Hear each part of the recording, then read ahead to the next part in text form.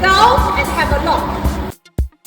Now we will be introducing how we operate this mill.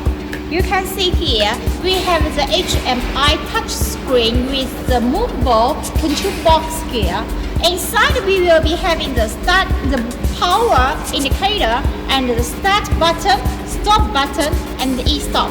All the other operations can be just using in this HMI touch screen. It is explosion proof, also can be in Siemens of course. So now we will be having the handle, model handle here. You can see here we will be having the stop and the start.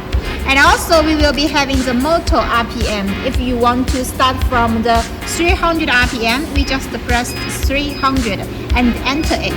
Then we can using just start from 300 RPM. Okay,